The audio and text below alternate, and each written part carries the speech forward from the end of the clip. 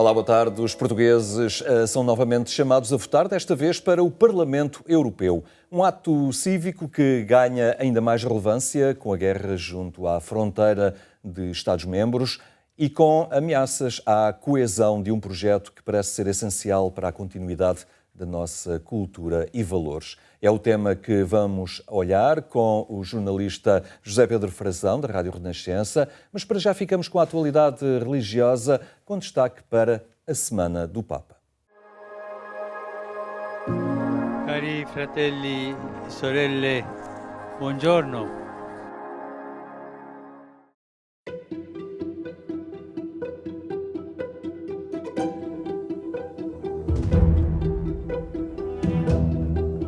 Celebrar a missa implica uma dimensão comunitária e tem consequências sociais. Uma mensagem do Papa que convida os católicos a fazer das suas vidas um dom para os outros. Comprendiamo allora che celebrare l'Eucaristia e cibarci di questo pane, come facciamo specialmente alla domenica, non è un atto di culto staccato dalla vita o un semplice momento di consolazione personale. Sempre dobbiamo ricordarci che Gesù, prendendo il pane, lo spezzò e lo diede loro. Perciò la comunione con Lui ci rende capaci di diventare anche noi pane spezzato per gli altri, capaci di condividere ciò che siamo e ciò che abbiamo.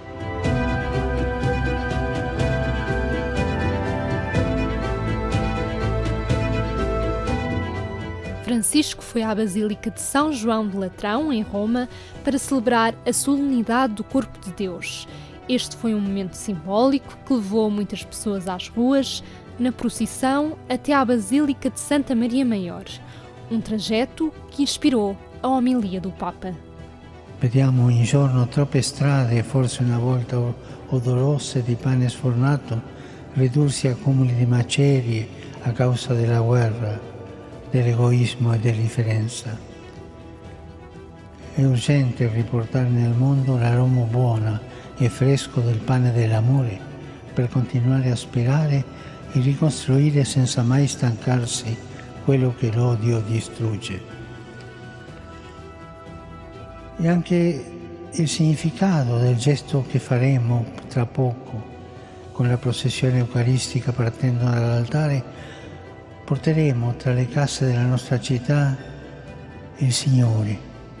Non lo facciamo per metterci in nostra, neanche per ostentare la nostra fede, ma per invitare tutti a partecipare nel pane dell'Eucaristia alla vita nuova che Gesù ci ha donato.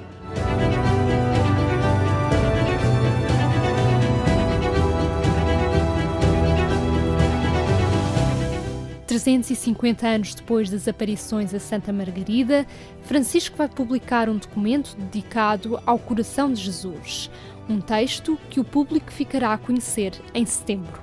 Per questo sono lieto di preparare un documento che raccolga le preziose riflessioni di testi magisteriali precedenti e di una lingua storia che risale alle Sacre Scritture, per riproporre oggi a tutta la Chiesa questo culto carico di bellezza spirituale. Credo che ci farà molto bene meditare su vari aspetti dell'amore del Signore che possano illuminare il cammino del rinnovamento ecclesiale, ma anche che dicano qualcosa di significativo a un mondo che sembra aver perso il cuore. E non dimenticatevi di pregare per me. Arrivederci.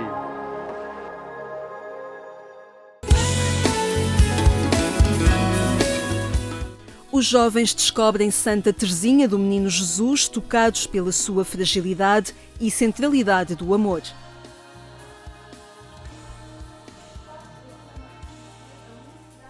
A um ano da celebração do centenário da canonização de Santa Teresinha do Menino Jesus, os carmelitas descalços voltaram a sublinhar a vida e a escolha de igreja que a jovem carmelita de Lisieux representa. O segundo congresso de Santa Teresinha do Menino Jesus sublinhou desta vez o tema No Coração da Igreja. Ela descobriu que a Igreja de facto tem um corpo, que a Igreja tem uma vida, e se tem uma vida e tem um corpo, tem um coração. Ou seja, é preciso um órgão que que bombeie, digamos assim, energia para a vida da Igreja. E ela compreendeu que claramente o seu papel era nesse coração, era a amar e a fazer que Jesus fosse amado. Não é? Basicamente é esse lugar que ela ocupa e é desde esse lugar que ela nos convoca também. Uma santa jovem que entra no convento com apenas 15 anos e com a autorização do Papa e que morre com apenas 24. Teve uma vida muito curta, fez um percurso muito rápido, mas ela é profundamente luminosa para os jovens do nosso tempo. Não apenas para os jovens, para todos, mas os jovens sentem uma empatia muito especial com esta figura, porque ela leva-nos aos núcleos do Evangelho, ou seja, é uma santa que nos fala do amor misericordioso, é uma santa que nos introduz nesta escola do amor do Evangelho, é uma santa que nos apresenta um pequeno caminho para chegar à santidade. Ou seja, esse é o grande legado que ela deixa à Igreja. É uma doutrina do pequeno caminho, que é apenas uma doutrina feita de confiança e de abandono. Duas palavras-chave na vida desta jovem. Viver de confiança, viver da fé e abandonarmos-nos, acreditar que Deus caminha connosco, está connosco, faz o caminho connosco, e isso dá-nos uma outra visão da vida em todos os âmbitos. Santa Teresinha de Lisieux foi incluída no calendário dos aniversários da Unesco. A Organização das Nações Unidas assinalou os 150 anos do nascimento da monja francesa, afirmando que ele contribui para trazer maior visibilidade e justiça às mulheres que promoveram, através das suas ações, os valores da paz. Apesar de uma curta vida passada na clausura, a Igreja declarou-a Rainha das Missões, precisamente pela irradiação do amor qualificado que a vida contemplativa desenvolve por Deus e na comunidade. E isso transparece e toca. As irmãs carmelitas constantemente estão a ser solicitadas com e-mails, com telefonemas, com visitas à portaria a pedir exatamente orações. Porquê? Porque confiam muito no poder da oração e sabem que a oração é a grande obra da Igreja. Todas as outras são importantes e nós precisamos estar em todas, na missão, sujar as mãos, estar na linha da frente, mas a Igreja também precisa desta alma que lhe dá a vida contemplativa. Se quisermos, a vida contemplativa é a alma da Igreja, é a alma da evangelização, é a alma da missão. Por isso, Teresinha, padroeira das missões. A juventude e a fragilidade assumida por Santa Teresinha no seu caminho para Deus é algo que cativa os jovens. Identificam-se com ela e descobrem em Teresinha uma amiga para a vida. Alguém com quem podem caminhar, porque sentem que é uma santa, jovem como eles, mas frágil como eles. E a fragilidade lida numa vertente muito descomplexada, não é? Digamos assim, das fragilidades que todos nós temos, de ter grandes desejos e não os concretizar totalmente. Estas questões que são depois tão atuais para a juventude de hoje. E quando eles descobrem esta outra Teresinha, que é frágil como eles, gera-se uma empatia imensa. E depois descobrem, então, aí a proposta dela, a proposta da confiança, e nós sabemos hoje como a confiança é um tema essencial para os jovens, quando não têm muitas vezes perspectivas, quando não têm esperança. Teresinha vem e propõe a sua vida, dizendo aos jovens, olha, eu vivi isto e convido-te a viver isto. Tem 21 anos, estuda gestão e integra o grupo de jovens que vivem a espiritualidade carmelita.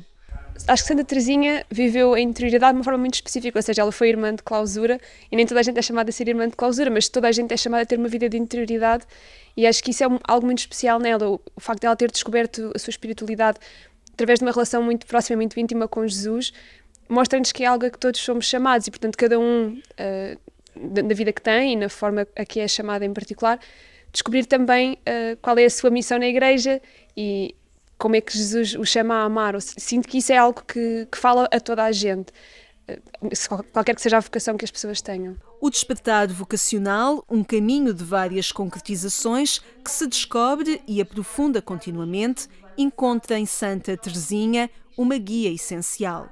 Santa Teresinha ensina-nos o meio para esse desabrochar vocacional, o meio do seu pequeno caminho, não é? O abandono, a humildade, a confiança como um meio, mas o pequeno caminho de Santa Teresinha também pode ser vivido como vocação específica de vida em qualquer uma destas vocações, não é? Santa Teresinha está no coração da Igreja, o coração da Igreja, porque é no coração que se dá a relação, não é? É o amor, ela é o amor, então ela faz-nos amar, ou o amor leva-nos ao amor. Se imaginarmos assim a vocação, portanto, a árvore da Igreja, nas suas diferentes vocações, Santa Teresinha é assim a seiva que corre dentro da árvore, o amor que liga todas as vocações. E, portanto, se ela corre em todas as vocações, então ela também é uma inspiração e pode ser vivida em todas as vocações. Por isso, Santa Teresinha é isso. Leva-nos ao essencial, é uma guia que nos conduz ao coração.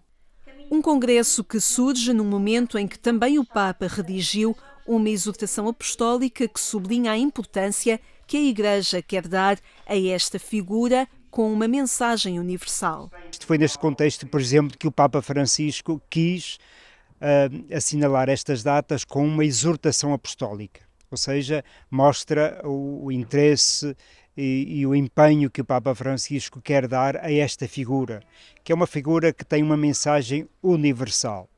E por isso, para nós realizar este segundo congresso, é ir revisitar núcleos essenciais da sua vida e da sua espiritualidade e relê-los à luz dos nossos tempos e ver que luz é que Teresinha traz para os nossos dias. Em 2023 foram comemorados os 150 anos do nascimento e os 100 anos de beatificação de Santa Teresinha. No próximo ano, em 2025, são celebrados os 100 anos da sua canonização.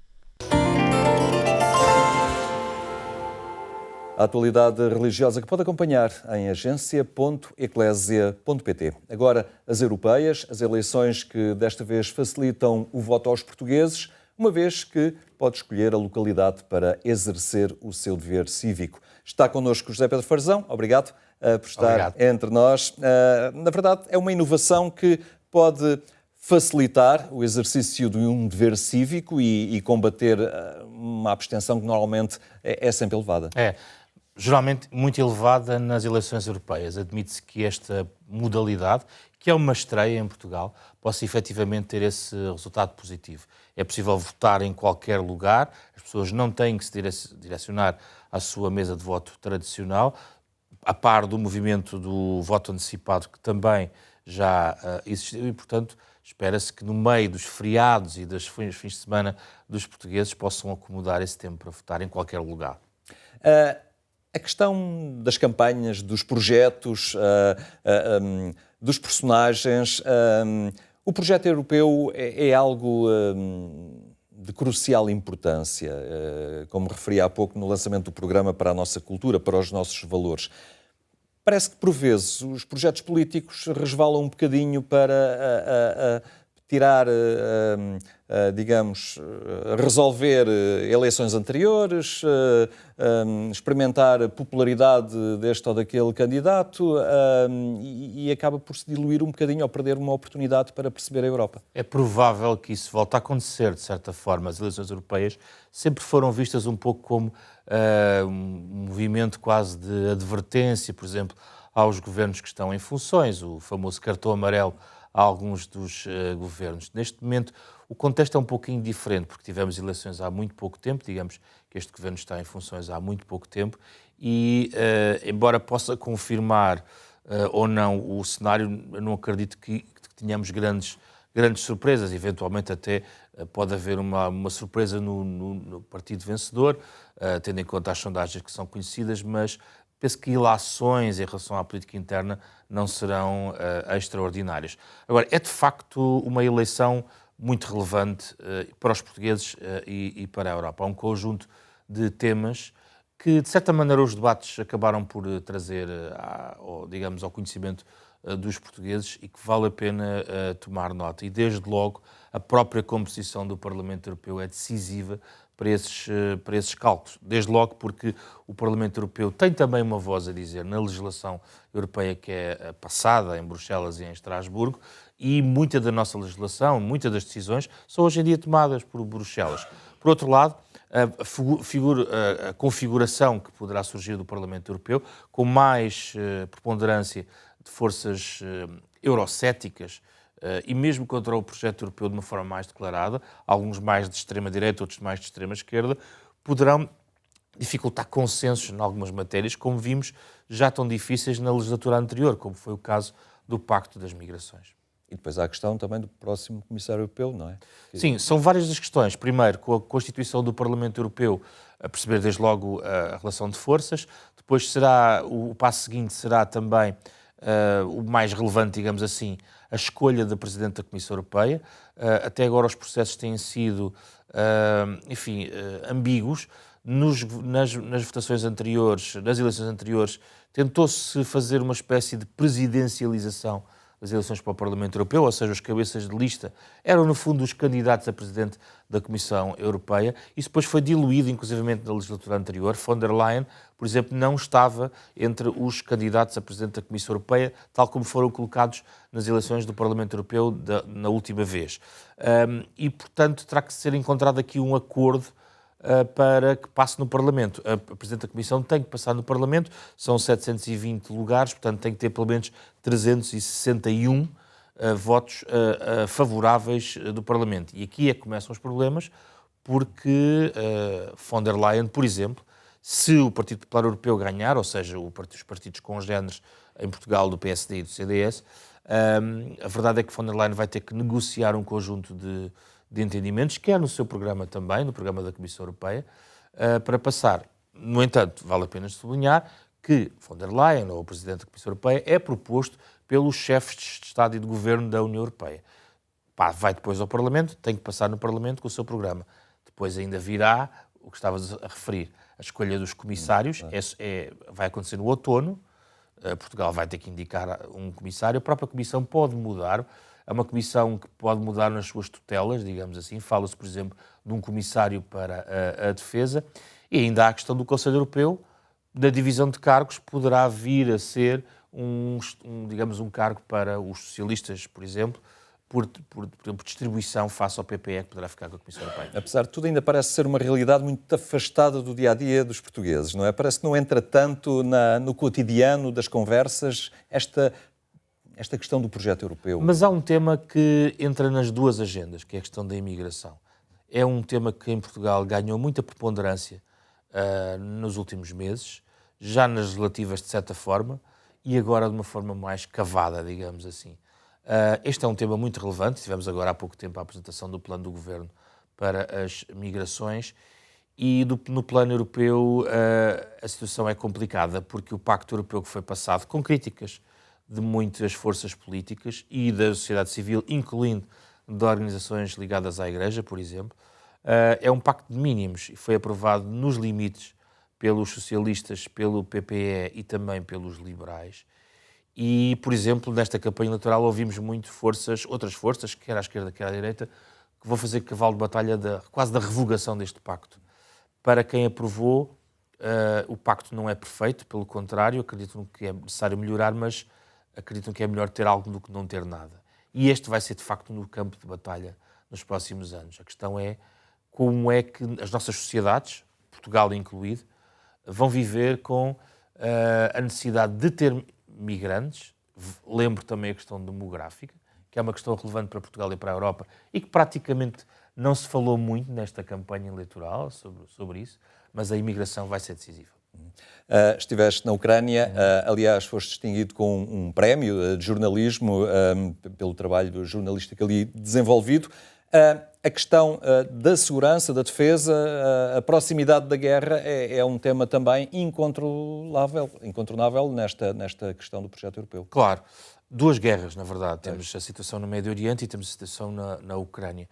Aqui a Europa também está um pouco a lutar contra o relógio, porque pressente que pode haver uma alteração do seu maior parceiro de defesa, que são os Estados Unidos, com as eleições presidenciais marcadas para novembro. Temos visto Volodymyr Zelensky um pouco por toda a Europa a tentar recolher apoios bilaterais de segurança e defesa, mas há uma questão muito central que tem um pouco a ver com também a forma como os orçamentos são feitos na Europa. E isto para explicar aos portugueses de uma forma muito genérica. Quando nós financiamos em Portugal um conjunto de áreas, da educação, da saúde, da defesa, esse dinheiro vem do nosso orçamento do Estado. Na Europa existe um orçamento comunitário, mas tendo em conta a necessidade de aprofundar a defesa europeia, defendida pela maior parte dos partidos na União Europeia, face à situação, sobretudo na Ucrânia, a questão é saber se há dinheiro para isso, porque é um investimento muito gravoso. Investimento, já agora, parênteses, que tem sido criticado pelo Papa Francisco, que tem sublinhado a questão do recurso permanente às armas e a escalada que isso implica.